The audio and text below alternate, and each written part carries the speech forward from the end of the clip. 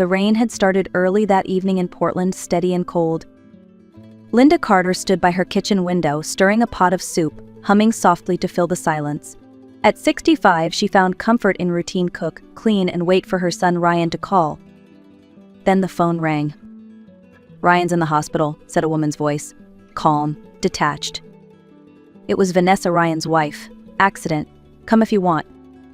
Before Linda could speak, the line went dead. She dropped the spoon, grabbed her coat, and ran into the rain. The drive to St. Mary's Hospital blurred in headlights and panic. Every red light felt like an eternity. When she arrived, the smell of disinfectant and the echo of hurried footsteps filled her chest with dread.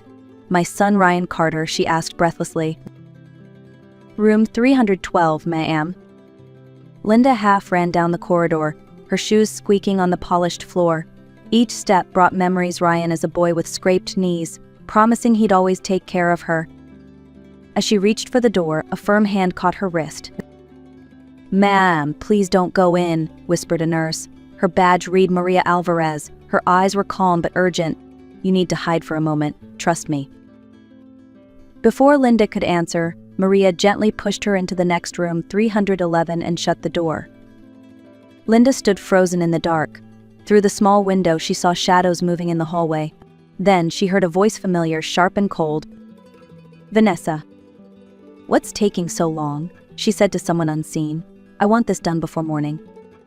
Linda pressed closer to the door, heart pounding. Something deep inside told her this wasn't an accident. It was something far worse. Linda's pulse thudded in her ears. She pressed her back to the wall, afraid to breathe. Through the narrow crack of the door, she saw two silhouettes standing near room 312. Vanessa's voice was unmistakable, cool and precise. "Make sure the documents are ready before sunrise. I don't want to delay the transfer again." A man answered. His tone was confident, professional. "They'll be signed in your favor. Power of attorney, bank access, everything. If he wakes up confused, we'll call it trauma." Linda's breath caught. Transfer power of attorney. Her son wasn't even conscious, and they were already dividing his life. Vanessa gave a quiet laugh. "Finally, some peace. Once it's over, I'll move to Seattle. I can't stand this place anymore." Linda felt dizzy. She clutched the doorknob, terrified she might scream. Over what did she mean by over? The man lowered his voice. "You said he's on medication?" "Yes," Vanessa replied. "I've been giving it to him for months. Just crushed pills in his juice. No one noticed." Linda's knees gave out. She slid against the wall, hand over her mouth to stifle a cry. The door behind her creaked open again. Maria stepped in, closing it quickly. Her face was pale but focused. "Stay quiet," she whispered. "You're safe here." Linda grabbed her arm. "She's hurting him. She's killing my son." Maria nodded, voice steady. "I know. I've suspected it for weeks." "What?" Maria's eyes darkened. "His symptoms don't match the reports she gave the doctors. I've seen this before: anticoagulant poisoning. It mimics heart failure." Linda stared at her, horrified. "You mean she's been?" "Yes," Maria said quietly, "and we're going to stop her."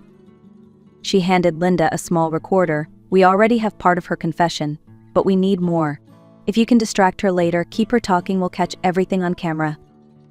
Linda's tears blurred her vision. "Tell me what to do." Maria's hand squeezed hers. "Act natural. Pretend you don't know. Tonight, you become the mother who saves her son's life." Minutes later, the hallway grew quiet again.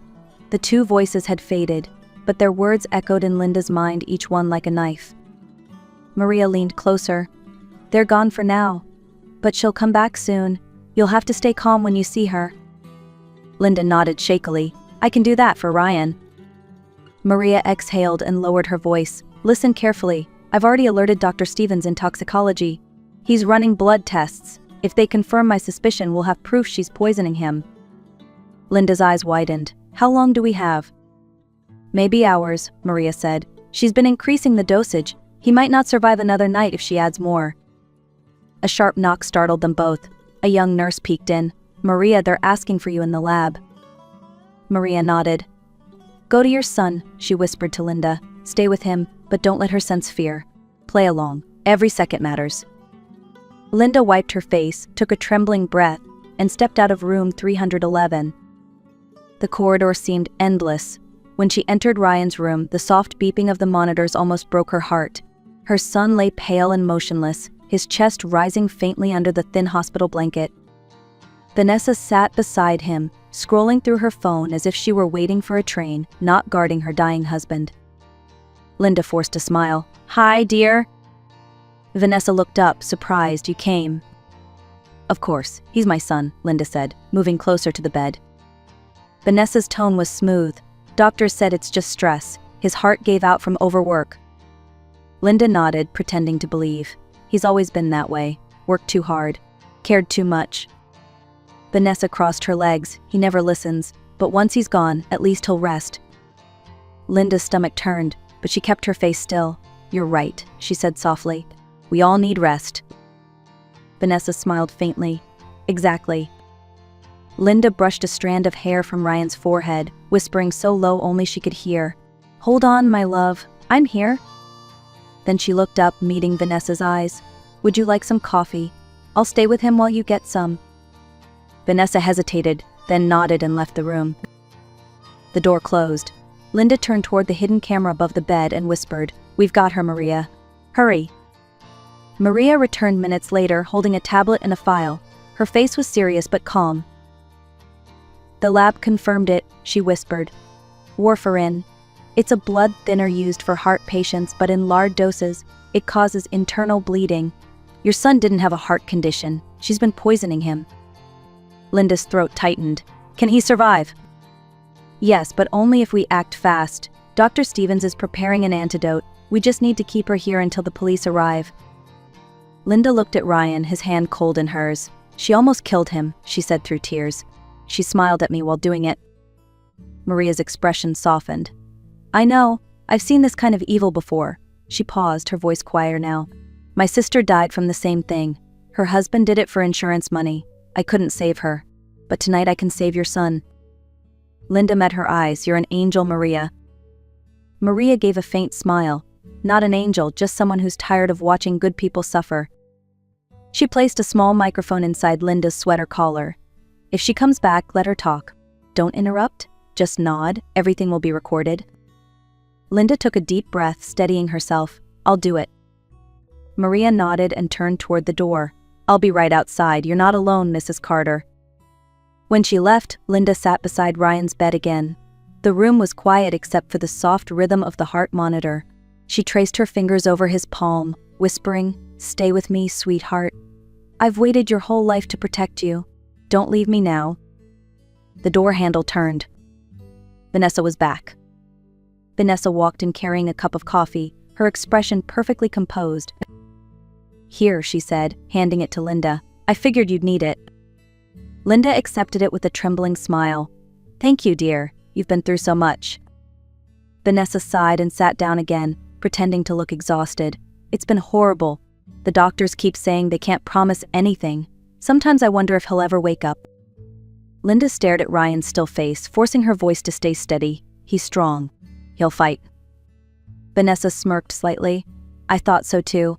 But maybe it's better if he rests. He's suffered enough." Linda's hand gripped the edge of the bed. "You really think so?" Vanessa shrugged. "Sometimes love means letting go." Linda leaned forward, nodding slowly. "That's a beautiful way to put it." Vanessa's eyes softened, confidence returning. "I'm glad you understand. It's been lonely, you know? Taking care of him, managing everything. No one realizes how hard it's been on me." "You've done your best," Linda said gently. "He was lucky to have you." Vanessa gave a small, self-satisfied smile. "Yes, he was." Linda's gaze flicked toward the corner where she knew the hidden camera was. Maria would be recording everything. She just needed to keep her talking. "I suppose you've had to handle all his finances too?" "Of course," Vanessa said easily. "Someone had to. I couldn't let his work go to waste." Linda tilted her head, feigning curiosity. "You're so organized. Did you do all the paperwork yourself?" "Mark helped," Vanessa replied before realizing she'd said too much. "He's an attorney friend." Linda nodded, her tone calm. "Oh, that's smart. I'm sure Ryan would have trusted you completely." Vanessa's smile returned. "He did. Too much, maybe." At that moment, Linda's heart pounded. She'd heard enough. Maria had enough. All that was left was time. Vanessa stood, smoothing her dress. "I'll step out for some air." Linda forced a kind smile. "Of course, take your time." As soon as the door closed behind her, Linda whispered toward the hidden mic. "Maria," she confessed. "Please hurry." Seconds later, the hallway outside filled with quiet movement, shoes scuffing against tile, voices whispering orders. Linda stayed by Ryan's side, pretending to adjust his blanket, her heart pounding in her ears. The door opened. 2 uniformed officers stepped in, followed by Dr. Stevens and Maria. Their faces were grave but composed. Vanessa froze in the doorway, coffee cup still in hand. "Mrs. Vanessa Carter," one officer said firmly, "please step away from the patient." Vanessa blinked, then forced a nervous laugh. "What's this about? I'm his wife." Dr. Stevens held up a clear IV bag. This was replaced an hour ago with a solution laced with warfarin, a dose that would have killed him within hours. Vanessa's face went pale. "That's insane. I don't even know what that is." Maria stepped forward, pressing play on a small recorder. The room filled with Vanessa's voice, cold and unmistakable. "I add it to the IV when nurses aren't looking. It'll look like a heart attack. No one will ever know." The color drained completely from Vanessa's cheeks. "That's not someone edited." The officer cut her off. "You have the right to remain silent." As they pulled her hands behind her back, Vanessa twisted toward Linda, eyes blazing with hatred. "You think you've won? You're nothing, you'll lose him anyway." Linda stood tall, voice steady. "I'm his mother, and mothers don't quit." Vanessa's scream echoed down the corridor as the officers led her away. Silence filled the room once more. Maria turned to Linda. "It's over. We caught her in time." Linda sank into the chair beside Ryan's bed, tears falling freely. She took his hand and whispered, "You hear that, sweetheart? It's over. You're safe now." Outside, thunder rolled softly in the distance, but for the first time that night Linda felt peace. The hours after Vanessa's arrest passed in a blur of exhaustion and relief. Linda refused to leave her son's side. The chaos of the hospital quieted, leaving only the hum of machines and the rhythmic beeping that meant Ryan was still alive. Maria stopped by occasionally, bringing tea or a blanket, but Linda barely noticed. She just sat there watching Ryan breathe. Every rise and fall of his chest felt like a gift. Sometime past midnight, the rain returned soft, steady, comforting. Linda looked out the window and whispered, "We made it through the storm, Ryan. Now you just need to wake up." Her mind drifted through memories: Ryan learning to ride a bike, his proud grin at graduation, his first day at work when he said, "Don't worry, Mom, I'll always take care of you." And he had until he met Vanessa. The thought hurt, but Linda refused to let bitterness win. At 3 a.m., Ryan stirred. His fingers twitched beneath hers. Linda gasped and leaned closer. "Ryan, can you hear me, sweetheart?" His eyelids fluttered, then settled again, but that tiny movement gave her all the hope she needed. Maria entered moments later, saw the motion, and smiled. "That's a good sign," she whispered. "The antidote is working. He's fighting back." Linda nodded, clutching his hand. He's always been a fighter. As the first light of dawn crept through the blinds, she rested her head on his arm and whispered, "You're almost home, Ryan. Come back to me." Outside, the rain stopped. The world was quiet again, as if holding its breath for the moment when Ryan Carter would finally open his eyes. When morning sunlight spilled into the room, Linda woke to the faintest pressure on her hand. She blinked, unsure if she was dreaming, until she saw Ryan's fingers tighten around hers. "Ryan?" she whispered. His eyelids fluttered, then opened slowly. His voice came out rough and faint. "Mom?" Linda's breath hitched. "Oh, sweetheart, you're awake." She brushed his hair back, laughing and crying all at once. Ryan looked around the room, confused. Where am I?" "You're in the hospital," she said softly. "You had a reaction to something, but you're safe now." He frowned. "Vanessa, where is she?" Linda hesitated. "She won't be coming back." His brows drew together. "What do you mean?" Maria stepped into the room, her expression kind but firm. "Mr. Carter, you've been very ill. But you're going to recover. The people responsible for this can't hurt you anymore." Ryan's voice cracked. "People responsible?" Linda took his hand gently. "Ryan, it was Vanessa. She wasn't taking care of you. She was poisoning you, slowly, for months." He stared at her, speechless. Then he turned his face away, his eyes glistening. No, she couldn't. Maria shook her head. I'm sorry, but it's true. We caught her last night, she confessed on tape. Ryan's shoulders trembled. 7 years, he whispered. I gave her everything. Linda squeezed his hand. You gave her trust. She gave you pain. But now you have your life back. Tears spilled down his cheeks. I don't deserve you, Mom. She smiled through her own tears. Nonsense. You're my son. You always will be. The heart monitor kept its steady rhythm, stronger now, each beep a reminder that Ryan Carter had survived the darkness that tried to take him. 2 weeks later, the hospital looked different. The tension was gone, replaced by warmth and routine. Ryan was walking again, slow but steady, each step a small victory. Detective Ruiz visited him that afternoon. Her tone was firm, but kind. Mr. Carter, Vanessa Mitchell, your wife, has been charged with attempted murder, fraud, and identity theft. She's facing a long sentence. Ryan sat silently, absorbing the words. Mitchell, he repeated. That wasn't even her real name? Ruiz shook her head. No, she's used at least 3 aliases. You weren't her first victim, but you'll be her last. Linda sat beside her son, holding his hand. It's over now, she whispered. Ryan looked at her, eyes full of guilt. I'm sorry, Mom, for shutting you out, for believing her lies. Linda smiled gently. You were in love, Ryan. That's not something to apologize for. When Ruiz left, Maria stopped by. She looked tired but happy. The lab confirmed it. Without your mother's courage, you might not be here. Ryan reached for Maria's hand. You saved my life. She shook her head. No, your mother did. I just helped her finish the fight. Later that evening, as the sun set behind the hospital windows, Linda and Ryan sat quietly together. The world outside glowed golden, peaceful. Ryan spoke softly. I think I understand now what real love looks like. Linda smiled. It's not always gentle. Sometimes it fights like hell to protect what matters. He nodded slowly. Then you're the bravest person I know? For the first time in a long while, Linda laughed, a full, genuine laugh that filled the room. The storm had passed, justice was done, and the Carters could finally start over.